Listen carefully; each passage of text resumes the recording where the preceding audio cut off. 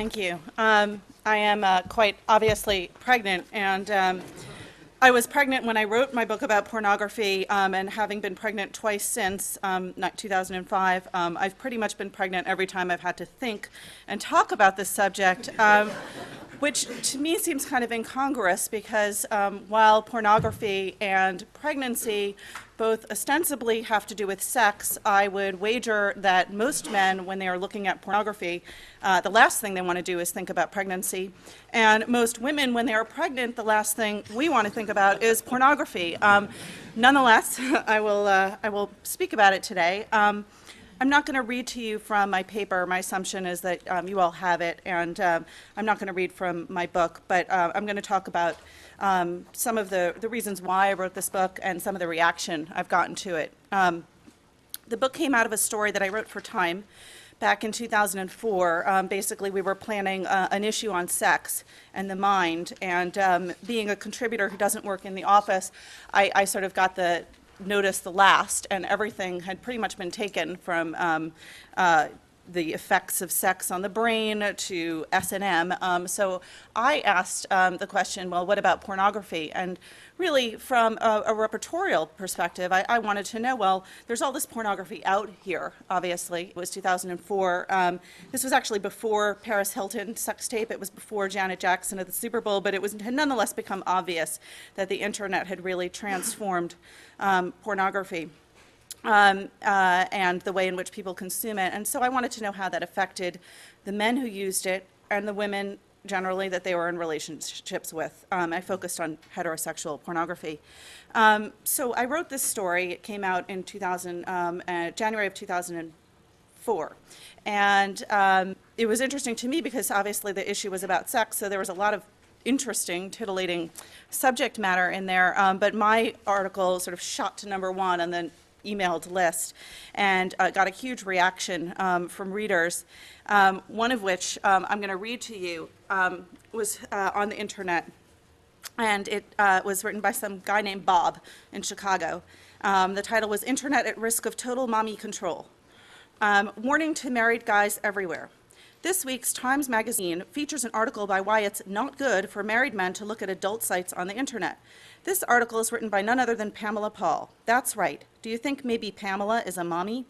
Let me tell you, boys, the mommies are coming for our internet. We have been beaten by them into submission about drinking, smoking, speeding, and just about every other fun guy's activity. We are now law-abiding, tax-paying, proper citizens who are willing to do just about whatever we are told just to make the pain stop. Then along comes a beacon of light in the wilderness. It's called the internet, and it features for nothing more than the monthly cost of service, pictures of girls wearing things our wives won't wear anymore and doing things that our wives won't do anymore. Yes, this harmless activity can be done in the safety of our own homes, which is typically a mommy requirement anyway, and costs far less than a night at the local gentleman's club, so it doesn't drain the family budget. Sound good? Absolutely not. The objective of mommydom is to control every aspect of a guy's life, regardless of whether it achieves anything good for him or mommy. It is a self-fulfilling prophecy. In mommy's mind, to control their man is good. So what then of the internet? 'Tis bad, 'tis very bad. You are a bad dog. Turn off that porn, you selfish man, you. You are single-handedly ruining the relationship by making mommy feel powerless because you don't have to wait for her to hand out sex. You can just substitute it by looking at it on the internet.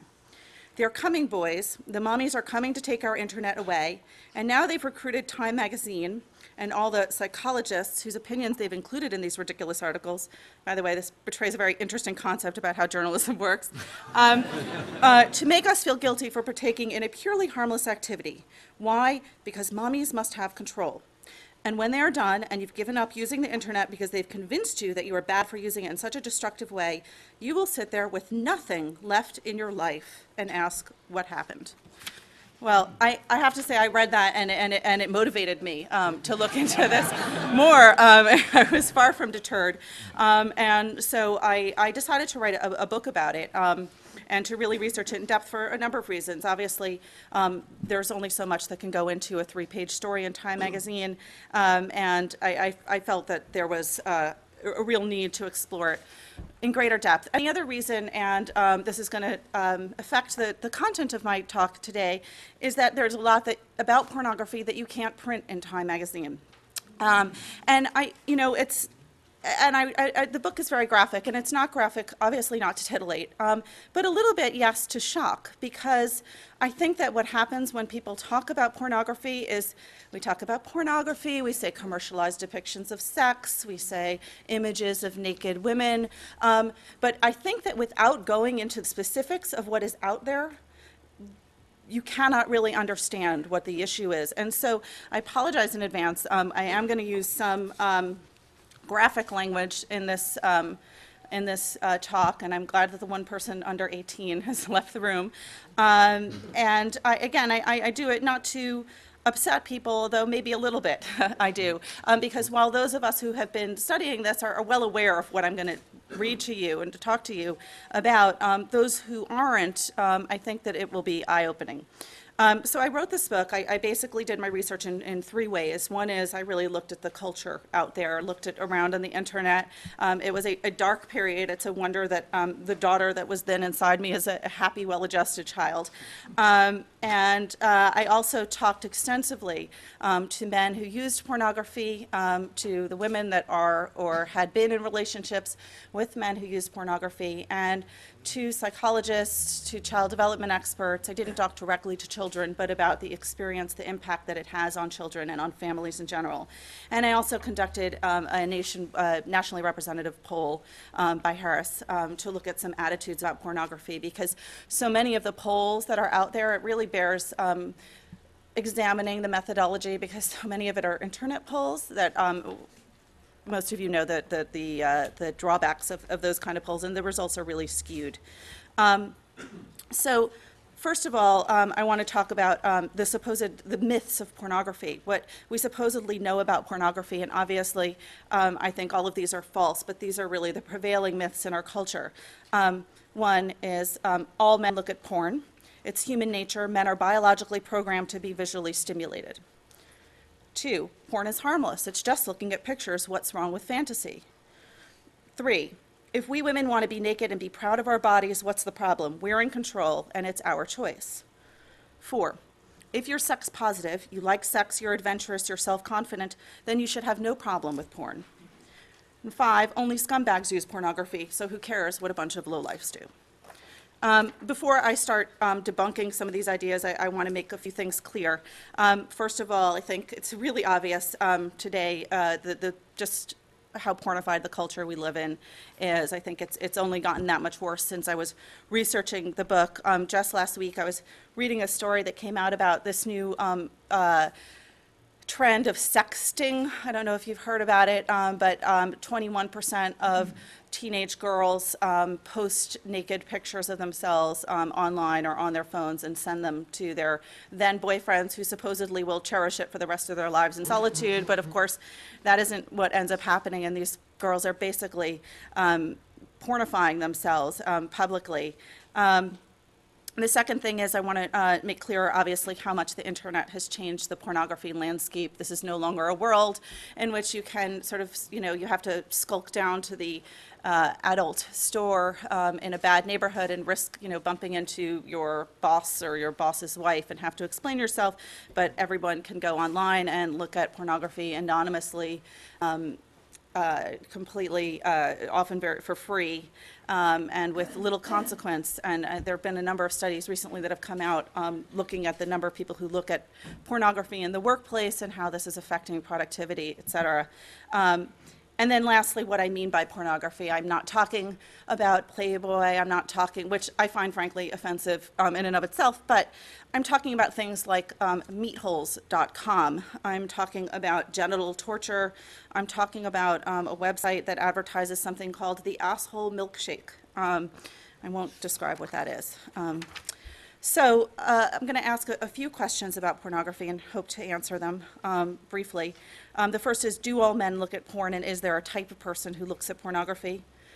Does pornography have an effect on the men who use it sexually, psychologically, socially? Third, does pornography have an effect on those around the porn user, the girlfriend, the wife, the coworker, the child? And finally, what is the effect of exposure of pornography on children? First, do all men look at porn, and is there a type? My research, I found that generally no. not all men look at pornography. All men who look at pornography think that all men look at pornography, but that's not true. There are men who just don't find it interesting, or for whatever moral, practical, personal reasons decide not to look at it. That it's funny, however, when you ask men who look at pornography, what kind of men wouldn't look at pornography, their answer is, well, someone who is highly religious.